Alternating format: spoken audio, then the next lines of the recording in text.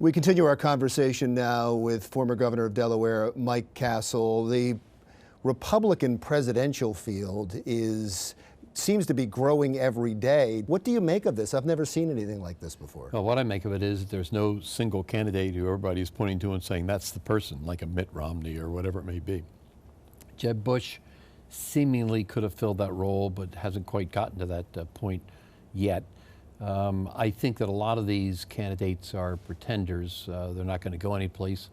But I do believe that people like Scott Walker, Jeb Bush will be there at the end. Marco Rubio's doing well. Marco Rubio's doing pretty well. So, you know, you have some potentially good candidates, and I don't think you can really judge the candidates until they are narrowed out, until you get down to the 1, 2, or 3 who may become the actual nominee. Is there someone that you like now?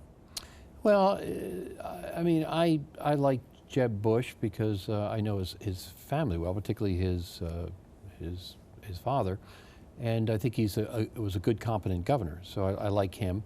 I really don't know Scott Walker at all, and I don't really know Rubio very well. I've met him, but I don't really know him very well.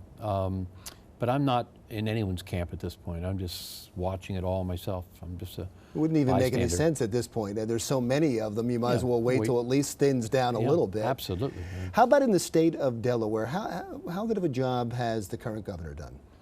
Well, I think that the governor's done a reasonably good job. He's governing at a difficult time. The finances are tight. They got into this business of the unclaimed property called a escheat, and they got a lot of money from it because the legislature reached back a number of years. These corporations had to put up money on property which had been found in which Delaware could claim because they're incorporated here in the state, and that's starting to dry up a little bit. That's a problem. The expenditures are not in line with where they should be. They need to cut back a little bit. They've got some debt issues coming up which they have to pay attention to. Education still struggles in the state of Delaware. You can't fault necessarily the governor for that. He's done a pretty good job with his economic development. I'm not a great critic of the governor. I think he's done. What has he done well? I mean, you're talking about all the problems. Well, I mean, I think he's done reasonably well with the economic development, the job situation, and it's in a tough environment, I might add. He certainly tried very hard in education. It's just that education's a very difficult issue to get your arms around, and it involves more than just a governor. If he loses Comores, if that's another business that leaves the state, is that a stain on his legacy? Do you put that on his desk? Well, I'm not sure whose desk that should be on, but boy, it's a stain on the state for sure.